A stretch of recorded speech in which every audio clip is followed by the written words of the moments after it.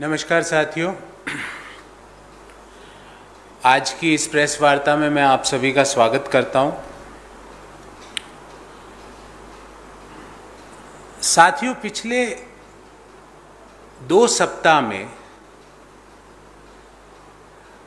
हमने देखा कि एनफोर्समेंट डायरेक्टरेट आज सरकार की एनफोर्स डायरेक्टिव्स की एक संस्था बन गई है। ED had become enforced directives from the Modi government। और हम पूछना चाहेंगे एनफोर्समेंट डायरेक्टरेट से कि आपके एनफोर्स्ड डायरेक्टिव्स जो आपको मिलते हैं मोदी सरकार से, हम पूछना चाहेंगे सरकार से भी कि कुछ मामलों में आपकी इतनी लंबी और इतनी गहरी चुप्पी क्यों है? कौन लोग हैं सरकार में जो आपको ऐसा करने से रोक रहे हैं? साथियों, पिछले 8 साल में हमने देखा कि भारत सरकार के जो भी झूठे भ्रामक क्लेम्स थे वो एक एक करके ढहते रहे। Tall and false claims of government एक एक करके गिरते रहे। पिछले 2 सप्ताह में कांग्रेस पार्टी के पूर्व अध्यक्ष और हमारे नेता श्री राहुल गांधी जी को 54 घंटे तक की ईडी ने पूछताछ की, पर 2 मामले आपको बहुत लेटेस्ट मामले आपके सामने रखूंगा, वहां पे ईडी चुप है। हम पूछना चाहते हैं उन मामलों में इतना सन्नाटा क्यों है भाई? पहला मामला आता है, ये मैं भी नहीं कह रहा, सरकार भी नहीं कह रही, देश का कोई एजेंसी नहीं कह रही, पर श्रीलंका की स्टेट ओन्ड, श्रीलंका की सरकारी इलेक्ट्रिसिटी बोर्ड जिसका नाम है सीलोन इलेक्ट्रिसिटी बोर्ड, उसके सरकारी इलेक्ट्रिसिटी बोर्ड जिसका नाम है सीलोन इलेक्ट्रिसिटी बोर्ड, उसके चेयरमैन जो उनकी बिजली आपूर्ति करती है श्रीलंका में, उसके चेयरमैन वहां की संसद के सामने खड़े होके, कोई छोटी मोटी जगह भी नहीं, श्रीलंका की संसद के सामने खड़े होके कहते हैं कि हमारे राष्ट्रपति श्री राजपक्षा, श्रीलंका के राष्ट्रपति श्री राजपक्षा को मोदी जी ने प्रेशर डाला। ये मैं नहीं कह रहा, श्रीलंका बिजली विभाग के चेयरमैन कह रहे हैं कि मोदी जी ने श्रीलंका की बिजली बोर्ड पे प्रेशर डाला उनके राष्ट्रपति के मार्फत कि विंड पावर प्रोजेक्ट का काम श्रीलंका में अडानी ग्रुप को दे दिया जाए। मैंने भी नहीं कहा, ये उनके बिजली बोर्ड के चेयरमैन कह रहे हैं। क्या हमारे देश के प्रधानमंत्री प्राइवेट पार्टीज को ठेका दिलाने के लिए बने हैं? क्या हमारे देश के, भारत जैसे महान देश के प्रधानमंत्री किसी कंपनी के एजेंट के रूप में काम कर रहे हैं कि ठेका अडानी ग्रुप को दिलवा दिया जाए? क्या ईडी और अदर एजेंसीज ने इस पे जांच करना उपयुक्त नहीं समझा? वहां पे इतनी खामोशी क्यों रखी गई? अरे हम तो 54 घंटे की जांच करके भी आ गए और आगे भी हर अग्नि परीक्षा दे देंगे, हमें कोई चिंता नहीं है। पर वो लोग जिनका नाम श्रीलंका के बिजली बोर्ड के चेयरमैन पार्लियामेंट के सामने कहते हैं कि मोदी जी उन पे दबाव डाल रहे हैं श्रीलंका की सरकार पे कि विंड पावर का प्रोजेक्ट अडानी को दे दिया जाए, क्या उनके ऊपर ईडी की पूछताछ नहीं होनी चाहिए? क्या एनफोर्समेंट डायरेक्टरेट, जो कि आज सरकार की एनफोर्सिंग डायरेक्टिव्स बन चुकी है, क्या उन्होंने इस पे संज्ञान लेके मोदी जी को सम्मन दिया?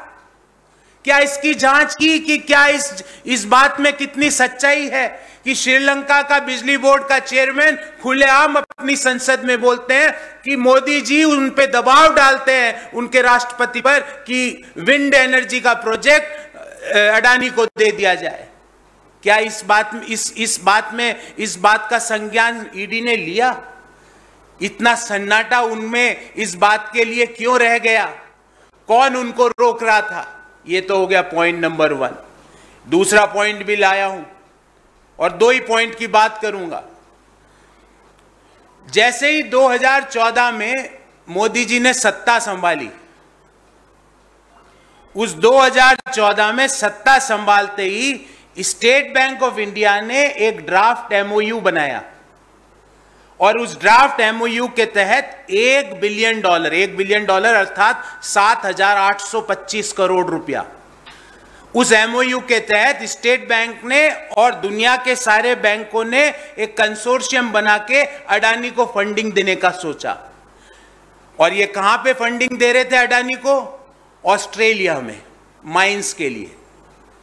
जब इसका विरोध देश में हुआ, जब इसका विरोध ऑस्ट्रेलिया में हुआ, तो इस एमओयू को निरस्त कर दिया। बात यहीं खत्म नहीं हुई। उसके पश्चात 2020 में पुनः स्टेट बैंक ऑफ इंडिया ने 5,000 करोड़ का फंडिंग का proposal Adani Carmichael coal project in Australia, जब इसका भी वहां पे क्लाइमेट एक्टिविस्ट ने विरोध किया, जब इसका भी वहां पे इन्वेस्टर्स लाइक एमुंडी और एक्सा ने विरोध किया, तो स्टेट बैंक ने इसको भी गॉट स्टक। अभी इसका क्या स्थिति है मुझे नहीं पता। सत्ता संभालते ही 7,825 करोड़ का $1 बिलियन का फंडिंग अडानी को ऑस्ट्रेलिया के माइंस में देने का निर्णय किया, एमओयू बनाया स्टेट बैंक ने। विरोध हुआ तो उस एमओयू को वहीं रोक दिया। 2020 में पुनः ऑस्ट्रेलिया की एक कोल माइंस के लिए 5,000 करोड़ की फंडिंग का निर्णय स्टेट बैंक ऑफ इंडिया करती है। जब इसका विरोध वहां के इन्वेस्टर्स करते हैं तो वो डील स्टक हो जाती है। अभी इस डील की क्या स्थिति है हमें नहीं पता। हमारा सवाल है, क्या ईडी ने कभी अडानी को बुला के पूछा कि आप किससे प्रेशर डलवा रहे हो स्टेट बैंक ऑफ इंडिया से लोन लेने के लिए?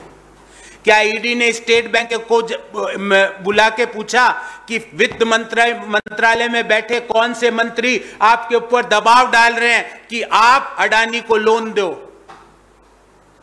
और ऐसे और भी कई किस्से हैं, लिस्ट बहुत लंबी है। 5-6 इश्यूज आपको जस्ट पासिंग रिमार्क कर रहा हूं। क्या ईडी ने कभी ईश्वरप्पा को बुला के पूछा कि ये 40% कमीशन जो कर्नाटक सरकार, ये मैं नहीं कह रहा, वहां के कॉन्ट्रैक्टर्स एसोसिएशन के चेयरमैन ने प्रेस वार्ता करके बोला, क्या ईडी ने बोमई साहब को बुला के पूछा कर्नाटक के मुख्यमंत्री को कि आपके ऊपर चार्ज है कि आप जो भी काम करते हो उस पे 40% कमीशन लेते हो? क्या वहां पे ईडी ने पूछताछ की? क्या ईडी ने कभी बुला के मध्य प्रदेश के मुख्यमंत्री को पूछा कि व्यापम के घोटाले के दोषी कौन कौन है? क्या ईडी ने कभी गुजरात के मुख्यमंत्री को बुला के पूछा कि कांडला बंदरगाह पे 260 किलो ड्रग, कांडला जो ये बंदरगाह है वहां पे कैसे मिली, वो उसका क्या सोर्स था? क्या ईडी ने कभी हेमंत बिस्व शर्मा को बुला के पूछा कि ये पीपीई किट का घोटाला कैसे हुआ? क्या ईडी ने गोवा सरकार को बुला के पूछा जब सत्यपाल मलिक ने स्वयं, जो कि गोवा के गवर्नर थे, कहा पब्लिकली कि गोवा सरकार जो भी करती है इस धरती के नीचे उसमें करप्शन है? इतना सन्नाटा वहां ईडी को क्यों आ जाता है? ऐसा उनके ऊपर क्या दबाव है? हम पूछना चाहते हैं 3 सवाल सरकार से। पहला, कि भारत जैसे महान लोकतांत्रिक देश के प्रधानमंत्री एक इंडिविजुअल कंपनी की पैरवी विदेशी सरकार को क्यों कर रहे हैं? इस बात का संज्ञान कौन लेगा? हम पूछना चाहते हैं कि कौन से मंत्री और ब्यूरोक्रेट्स ईडी के ऊपर इस इन्वेस्टिगेशन को नहीं करने का दबाव डालते हैं? हमारा दूसरा प्रश्न है कि क्या ईडी अडानी ग्रुप को बुला के पूछेगा कि आपको 7,825 करोड़ रुपए की $1 बिलियन की फंडिंग का स्टेट बैंक एमओयू साइन करता है और उसको जब चारों तरफ से दबाव आता है तो उसको निरस्त किया जाता है, पुनः 5,000 करोड़ का लोन देने का एक एमओयू वापस बनाता है, फिर जब इन्वेस्टर्स विरोध करते हैं तो उसको वापस कैंसिल करता है? कौन लोग हैं वित्त मंत्रालय में और प्रधानमंत्री कार्यालय में बैठे हुए जो स्टेट बैंक पर दबाव डालते हैं बार बार कि अडानी ग्रुप को फंडिंग की जाए? क्या ईडी ये संज्ञान लेगा? हमारा तीसरा सवाल है कि क्या ईडी की विश्वसनीयता धूमिल नहीं होती है जब ईडी सिर्फ निराधार, बिना तर्क के, बिना सबूत के विपक्षी दलों के नेताओं को सुबह से शाम बुला के रात के 1:30 बजे तक, 12:30, 1-1 बजे तक पूछताछ करता है? क्या उनकी विश्वसनीयता इन केसेस जो मैंने आपके सामने रखे, 2 तो बड़े केस और बाकी स्टेट गवर्नमेंट्स में जो करप्शन का खुलेआम नंगा नाच हो रहा है, क्या उसमें ईडी ने अभी तक कोई भी जांच की? ये हमारे 3 प्रश्न हैं। साथियों, मैं आपके प्रश्न लेने से पहले अंग्रेजी में अपनी बात को ब्रीफली कहूंगा। मैं बता दूं, ED reduced to taking enforced directives from the Modi government. Now ED doesn't means enforcement directorate, ED means taking enforcing directives from the Modi government.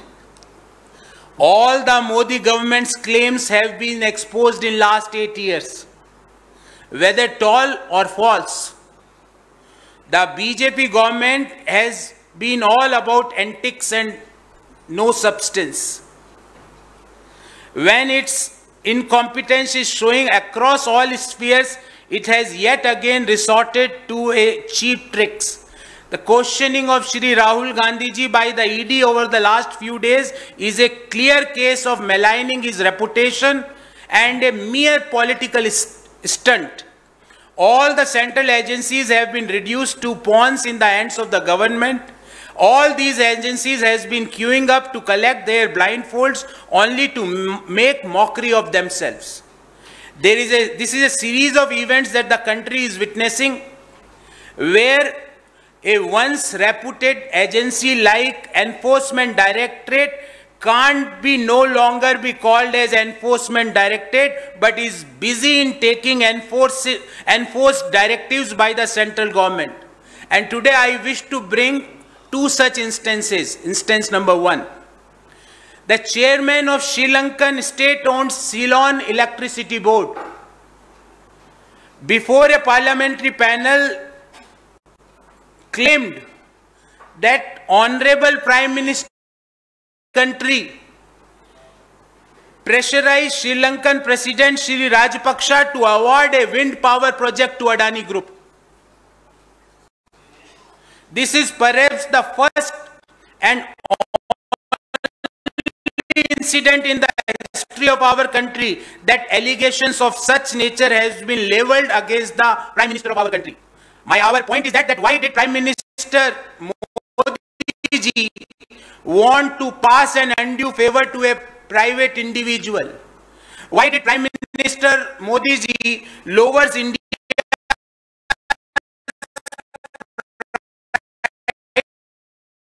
by acting as a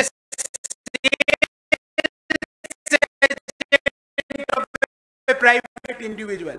Modi ji, आप सेल्स एजेंट का काम क्यों कर रहे हो? हमने तो देश का प्रधानमंत्री आपको चुना था देश ने तो. What was his compulsion? Why are ED and other agencies sleeping on this information? This is instance number 1. Instance number 2. As soon as Modi government came to power in 2014, SBI drafted an in-principle agreement with the Adani Group for $1 billion city and got in several banks worldwide to provide fundings. After constant protest, SBI backed off and scrapped the MOU. In 2020, news of another loan of rupees 5,000 crore by State Bank of India to Adani's Carmichael coal project in Australia became public. When pressure from investors like Amundi and AXA led to SBI's loan being stuck, there have been no further updates since last year about the loan status. This looks like there is a concerted effort by someone to provide loan to Adani Group. Does this not warrant ED's intervention to call upon and investigate the involved individuals and ministers and bureaucrats? Why ED is mum and silent on these initiatives? There are several other instances and I will point out 6 of them. When the Contractors Association chairman in Karnataka publicly said that Karnataka government, whatever they do, they charge 40% commission. Why ED is silent on that? Why ED is silent on the biggest employment ghotala of the entire world, that is Vyapam? ED gave summon to the Chief Minister of Madhya Pradesh. Why ED is silent on when we got 260 kgs of heroin worth rupees 1,500 crore rupees? Had they called Gujarat Chief Minister, had ED gave summon to the CM of Gujarat? When there is a clear-cut case of PPE kit scandal against the Hemant Biswa Sharma, had ED called Hemant Biswa Sharma for this scandal? When the Governor of Goa says that Goa government, whatever they do, there is a corruption in that, had ED called the Chief Minister of Goa and investigated that why these charges are there against you? So we have 3 precise questions for the BJP government. Question number 1. The Honorable PM was allegedly batting for business gains for a private individual in a foreign land. Isn't it a case of corruption worth investigating? Which bureaucrats or ministers is the ED planning to call for an investigation? That is our question number 1. Videshi dharti par